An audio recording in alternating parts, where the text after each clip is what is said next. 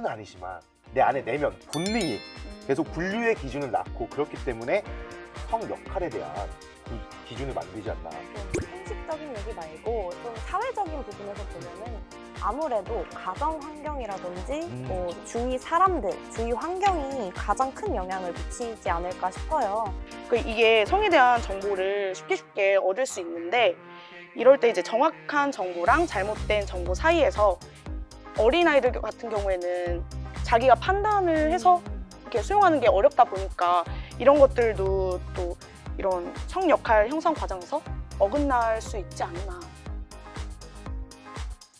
대중매체나 대중문화는 정말 이제 일상적으로 쉽게 접할 수 있잖아요. 근데 미디어를 보면 남자다워라, 뭐 여자다워라, 여자는 뭐 이래야 된다 이런 내용들이 꽤 많은 것 같아요. 정말 많아요. 저 정말 궁금했던 게 있어요.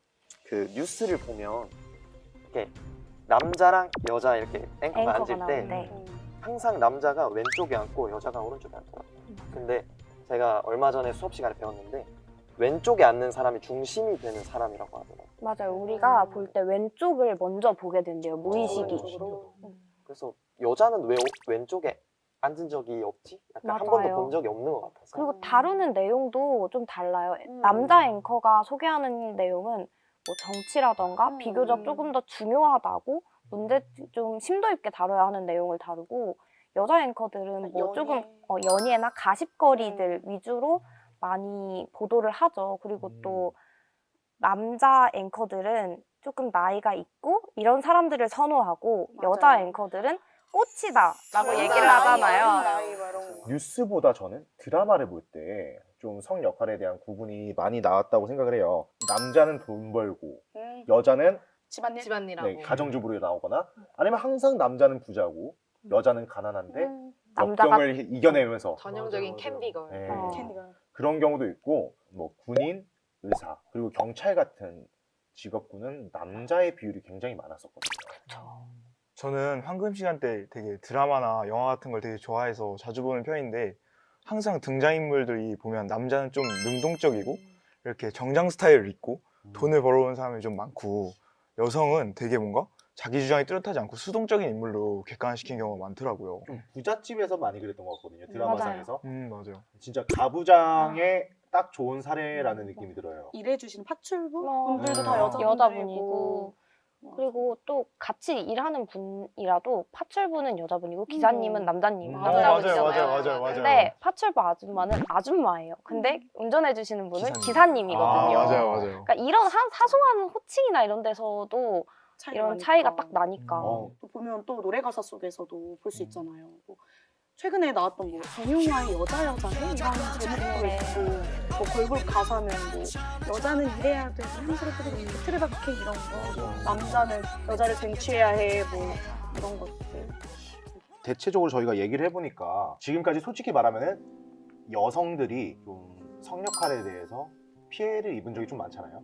그래서 그런 맞아요. 고정관념 때문에. 좀 반대로 얘기하고 싶은 게, 큰 마트 같은 데 가면은 여성 전용 주차 공간, 저 솔직히 인차별 네. 이런 거 말씀하시는 거죠? 네, 약간 남녀는 평등해야 된다라는 생각으로 이것저것 만들자 했는데, 그 당시에 여성 전용 흡연 공간과 여성 전용 주차 공간이 생기면서 이게 진짜 평등을 요구하는 건가, 이런 생각도 들더라고요. 역차별도 충분히 발생하죠. 근데 그 여성 전용 주차 공간이 애초에 목적이 임산부들 같은 경우에는 차에서 나오기 힘드니까 조금 여유 있게 공간을 만들자라는 그런 건데, 처음 의도와는 다르게 이제 그거를 일부러 그렇게 과장해서 여자들의 그런 부분을 조금 부각시키고, 또 그런 것 때문에 남자들은 당연히 기분이 나쁘고 기분이 상하게 만들고, 그래서 선입견을 만들게 하는 것 중에 하나가 아닌가, 이런 저는 생각도 진짜 PC방 갔을 때 너무 당혹스러웠어요. 흡연실이라는 단어만 보고, 제가 흡연자여서 당연히 들어갔죠. 네. 그런데 갑자기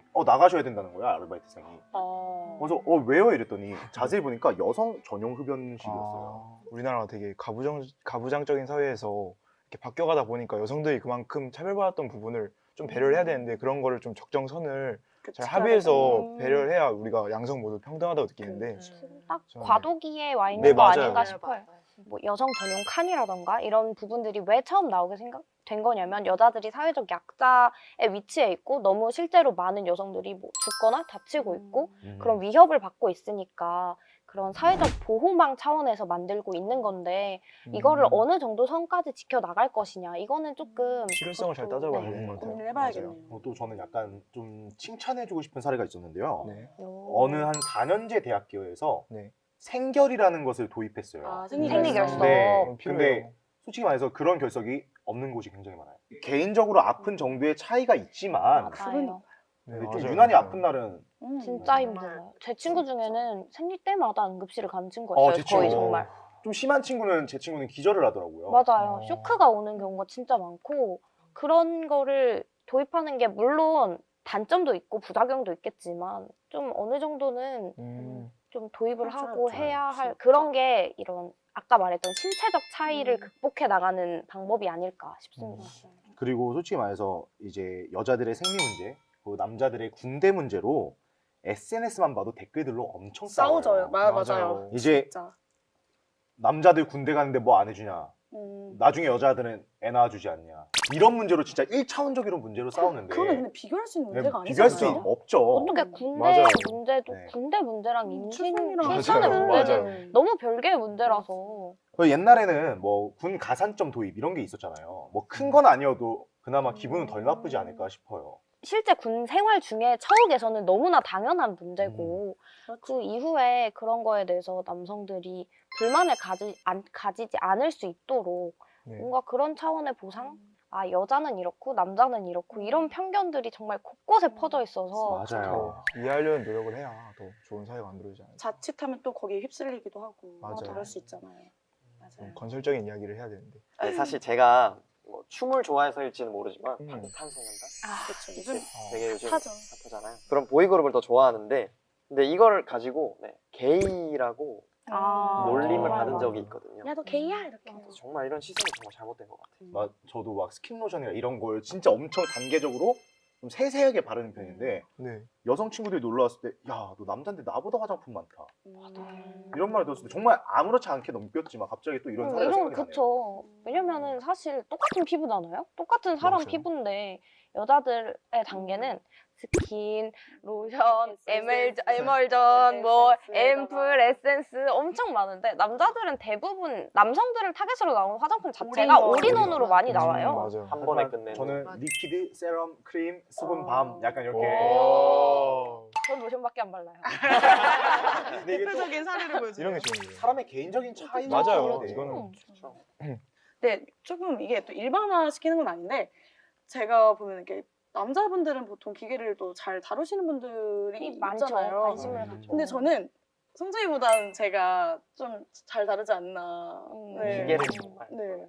저는 되게 요리에 하는 거 흥미가 있어서 진짜요? 되게 제가 만든 거를 남이 먹을 때 봤을 때 되게 기분이 좋더라고요. 또 스트레스 푸는 방식도 저는 막 축구나 뭐 운동 좋아하지만 저는 막 친구들하고 전화 통화하고 뭐 이런 걸 더 좋아하니까 오. 진짜 이렇게 성역할 아까 제가 말씀드렸듯이 개인이 그러니까 상대적이어야 되는 것 같아요, 기준이. 진짜. 저는 이런 편견과 반대되는 성향을 갖고 있어요라고 말하는 것조차도 결국에는 또 그 편견을 재생산하게 되는 건 아닐까.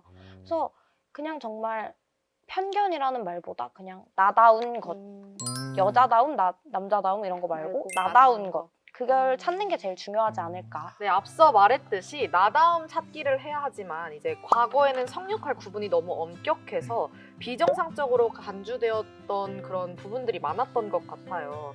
요즘은 여성성과 남성성의 장점을 골고루 갖춘 양성성을 높이 평가한다고 합니다. 네, 양성성은 성차별을 해소하기 위한 첫걸음이 아닐까 싶네요. 네, 오늘은 여자다움과 남자다움이라는 주제로 함께 해봤는데요. 어떠셨나요? 사실 이런 성역할 고정관념에 대한 얘기가 요즘 들어서 되게 화두로 떠오르고 있는 것 같아요. 그래서 근데 대다수의 사람들이 어느 정도의 문제의식을 갖는 데까지는 성공을 했다고 생각해요. 뭐 이제 거기서 한 발짝 더 나아가기 위해서는 좀 계속해서 사회에 질문을 좀 던지고 나는 이런 게 불편하다. 나는 이런 게 문제라고 생각한다. 이렇게 계속해서 말을 거는 게 필요하지 않을까 싶습니다. 저도 동의하는데요. 우리 모두가 이렇게 살아가면서 불합리한 것, 또 필요가 없는 것, 나쁜 것은 진짜 없애고 우리가 보다 더 깨끗하고 좋은 사회를 물려주고 싶어 할 거라고 모두 생각을 합니다. 그래서 지금 우리가 이렇게 앉아서 얘기를 할 수 있는 것도 또 수많은 사람들의 희생과 노력과 고민이 있었다고 생각을 하고, 이렇게 우리가 이런 악습을 없애려면 정말 개인이 자신을 돌아보면서 고백하고 또 생각해보는 것이 출발점이라고 생각합니다. 저는 여성과 남성을 떠나서 같은 인격체로서 서로 존중하고 이해하고 그런 식으로 살아가면 좋을 것 같아요. 요즘 10대랑 20대는 그래도 깨어있는 생각을 하려고 많이 노력하는 것 같은데 네. 이제 기성세대 분들은 아직은 조금은 틀에 박힌 생각을 하고 있지 않나. 그래서 이런 것들이 빨리 개선됐으면, 인식들이 많이 발전됐으면 이랬으면 좋겠습니다. 네, 저는 어렸을 때부터 이렇게 자연스럽게 세대가 되잖아요. 그래서 머릿속에 좀 더 깊숙이 박혀 있는 것 같은데, 이제는 이제 고쳐 나가야 될 잘못된 생각이기 때문에 합리적인 방법으로 바꿀 수 있죠. 수정시킬 수 있지 않을까 싶습니다. 네, 오늘 굉장히 많은 얘기들을 함께 나눴었는데요. 사실 저희 프로그램에 정답은 없습니다. 서로 얘기를 나누고 이해하고 또 공감할 수 있었던 시간이 된 것 같아서 굉장히 기분이 좋습니다. 저희가 다음 시간에는 조금 다른 주제로 여러분들을 찾아뵙도록 하겠습니다. 감사합니다.